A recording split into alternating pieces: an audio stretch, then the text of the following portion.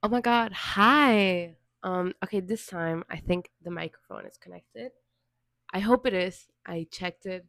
So it shouldn't be like last video that I posted anyway because there's like two people watching these videos at this time.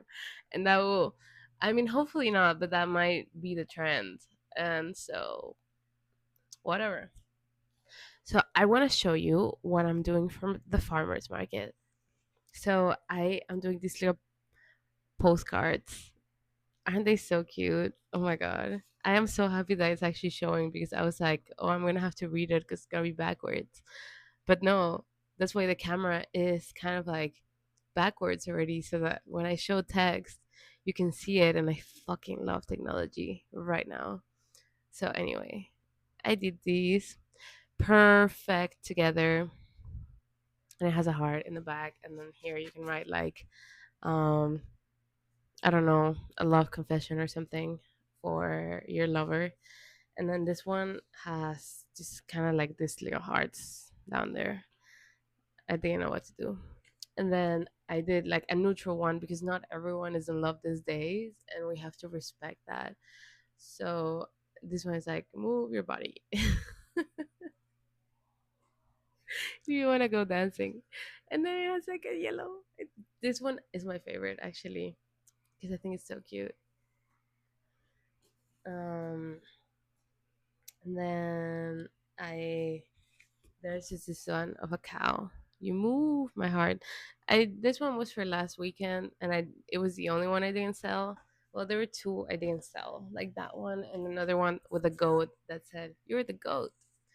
But I gifted that one to the vendor next to me because Father's Day was the day after because this was just last weekend.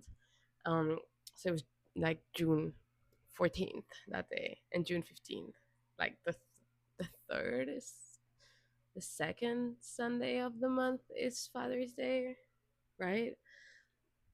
I guess that's the logic. I don't know. I always know because it's like it's my dad's birthday and it's always after my dad's birthday usually, or it's always in that week. Like that Sunday will be Father's Day, so that helps me know. But yeah, so I had that one left and we were talking and I gifted it. I was like, do you want a card? And then she chose that one and she was like, oh yeah, it's Father's Day is gonna be perfect for my dad, blah blah. So that was cute. That's like a cute little thing about the economy at farmers market, like kind of trading and all that and getting discounts and whatever for being a vendor. It's kind of like the solidarity, like people understand that there's this kind of like Marxist underlining to the fact that we know we're not worth as much as the product that we're selling, so we give each other discounts because obviously we cannot afford what to buy at farmers markets, even though we work at the farmers market. But like it's just like everywhere, like I think if you work in richer areas especially, you probably cannot even afford to like really exist there that much, because I do know people that I have friends who work in downtown and then they don't live downtown, or they work downtown and maybe they live downtown but they live in the tiniest apartment, or they're always a little broke, or they only afford that place because they got some type of deal where the previous renter gave them like a month of rent and stuff like that. Very much like the product of your labor is worth more than your labor, and then your labor and you kind of become equated, which now I think it's making a little bit of sense. Okay, I'm still thinking about the lose. Okay, because today I had a reading group, because we're reading difference and repetition. I do know because I was watching a video that he is kind of like responding and criticizing to Marxism, because obviously like this guy's a post-structuralist. Well, the video said both post-structuralist and postmodernist, and I'm still kind of confused about whether these two.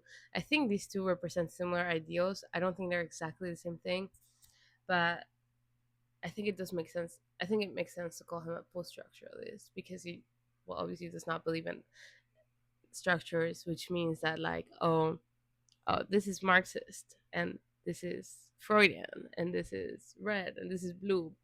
Like he does not believe in such a boxed and definition based way of understanding reality. He's more of a floaty kind of guy who's like, well, everything is changing at every moment, and he has this concept of the rhizome, which is about like singularity, like in unity. So I think a rhizome is a very deep, or is a plant that grows underground, or kind of a root. I haven't seen pictures of it. I've only actually read about it, but okay. It's a subterranean. Um, okay, this is in Spanish. Es un tallo subterráneo modificado que crece horizontalmente, típicamente bajo tierra, y que puede producir raíces y brotes desde sus nudos. I mean, it's a stem, just a stem that runs underground, and horizontally.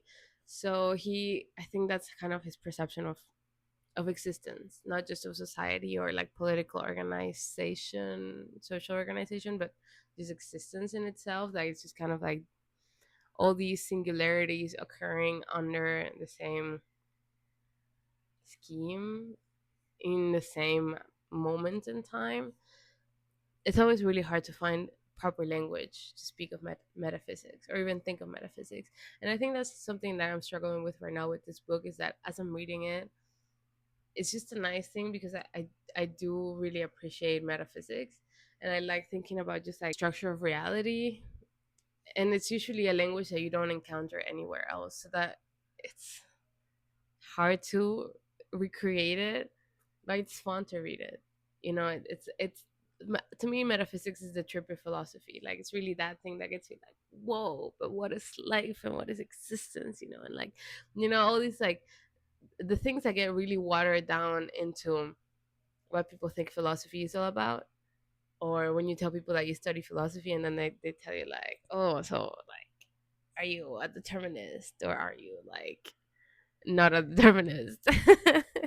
I don't know, an existentialist. But like I think then it all comes down to these kind of questions about like fate and reality and being, and this is what, yeah, he does kind of ontology more specifically. I'm not trying to teach you the lose. I am just brain vomiting right now. Anyway, I've never done a reading group before. Actually, I don't know if this is like something that I should have done by now. I'm never sure where I stand like in my career philosophically, because you meet people from all parts of the philosophical spectrum, if I call it somehow, um, when you start expanding like outside of your university. So I've met people at like other philosophy undergraduates who, I don't know, they had done so many conferences and published so many papers, and like, and while I have done things in my career, philosophical career, I haven't done like the whole publishing and, being in reading groups and all that. I guess it's like that more social aspect of philosophy that gets you into professional philosophy, because at the end of the day, the people who are doing this, they're doing it for a living most of the time. These are the people who are making sure that these groups are running, and that these conferences are running, and that these papers are being published, and that these questions are being asked and answered, and like just kind of is a whole network of people who keep philosophy very much alive nowadays. And I mean, I like to be a part of that circle. It's very inspiring when I'm around these people, because it's not just about, I mean, like you find at least two kinds. One of them is just like the philosophy por amor al arte, philosophy for the sake of it, and just for going back into arguments and analyzing and appreciating the beauty that it provides into the world. Because some of these texts genuinely are just brilliant. I think the way Deleuze writes is really nice. It's just such a nice thing to read, and it gets you thinking about infinities and limits and just things beyond materiality. And I think that's nice when the world down here gets a little bit overwhelming. You can start just thinking about, it's kind of like everything just becomes elastic. Like when you think about metaphysics specifically, you're just kind of like tearing the physical world apart and just kind of seeing between the gaps. It's like everything is made of, Plato, not Plato like the the guy, but Plato, the thing that you play with. And then when you study metaphysics, then you can pull that dough apart, and then it obviously starts to get brittle and it starts to get really transparent, and you can see between the layers the more you pull it apart. But then you can tie it all back together like tidy and neatly, and all these bubbles and all that just kind of goes away. And then you're back with your little like bread sourdough starter thing. And then you're like, okay, I can close that book and go back to life. And I'm like, okay, let me go back and tend to my chickens and be back in the farm and like do my thing. So that's nice. But I can also, you know, open up that door again and just kind of see between the layers of reality and understand that like there's like this kind of tiny little universes flying all around us, like at the same time are only informed by each other, but that does not make them the same thing. This sort of effect that is occurring that leads me to be here and leads you to be there and leads us both to be inspired by each other, and almost like giving feedback to each other all the time, like not just between person to person, but like from the walls and from the context and from the animals and from the air and just like from everything that kind of informs this moment. There's a little piece of everything in me, and there's a little piece of me in every other thing that is happening. But there's clearly distinction, even though we're basically the same. If that's what Deleuze is trying to say. Correct me in the comments if I'm wrong. That's that. That's why I love metaphysics. And I don't know if in my position I should have done more or should have done less, but I guess that now I can't really go back into the past and become the ideal um, philosophy student. Like, I'm just where I'm at, and I'm gonna start a PhD. So I guess that's a step. That was hard. Yeah. When things are get shitty, that's what I tell myself. When I'm struggling, I'm like, at least I'm a PhD. Am I a PhD candidate at this point, or am I just like a prospective PhD student? I'm a hopeful person that wishes to graduate one day, even though I haven't yet started. Um, Whatever. I just know that I'm about to go get a really hard degree, and that it's gonna be a very difficult, arduous process, and it's gonna take a lot of my time and energy and probably mental health.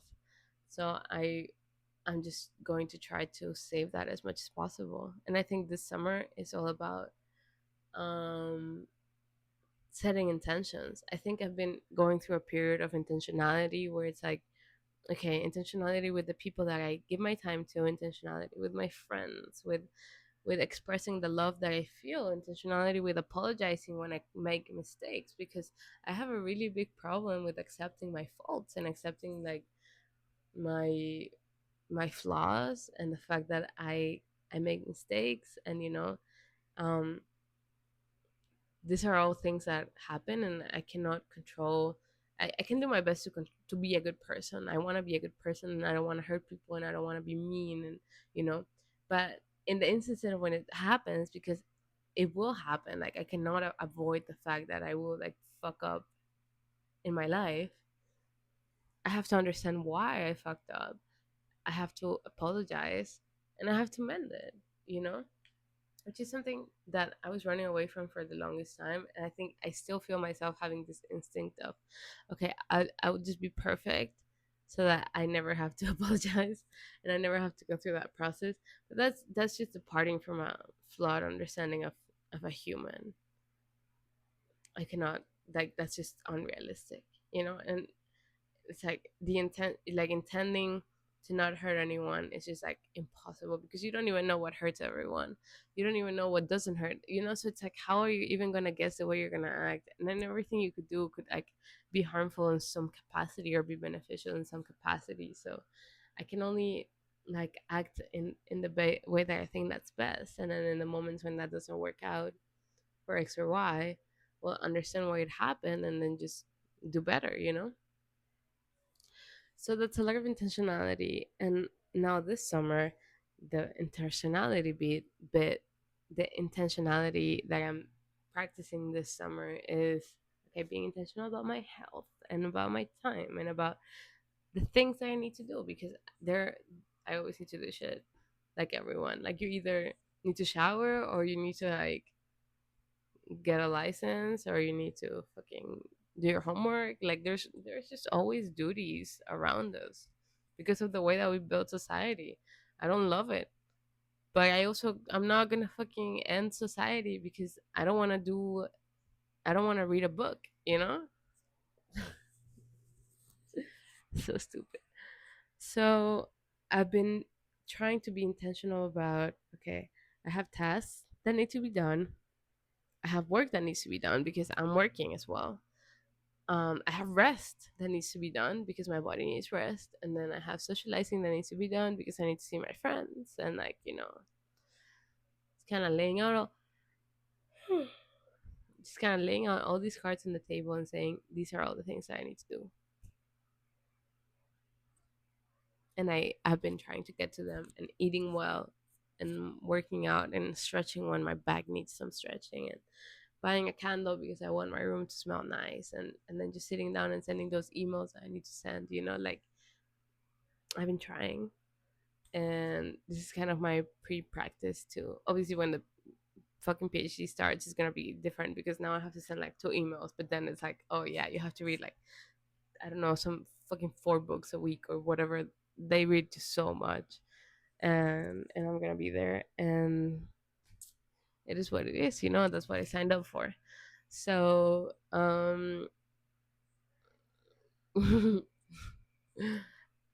trying to be as preventative as possible with my future, even though I know that if I cannot prepare in advance for something I haven't lived yet, because when it comes, well, it will hit me in all these kind of different ways, and then life gets in the way as well. Like a really close friend died like a month ago. I that was not in my fucking plans.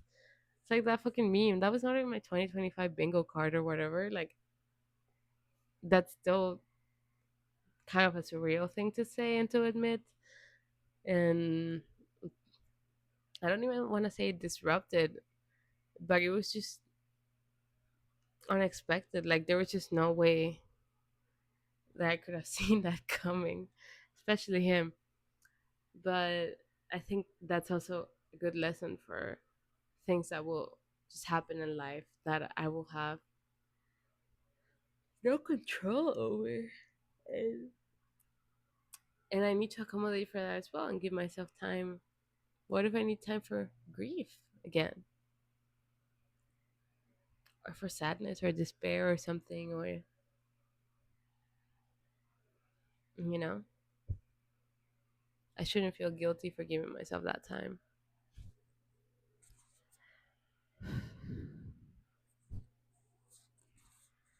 I need to go to bed.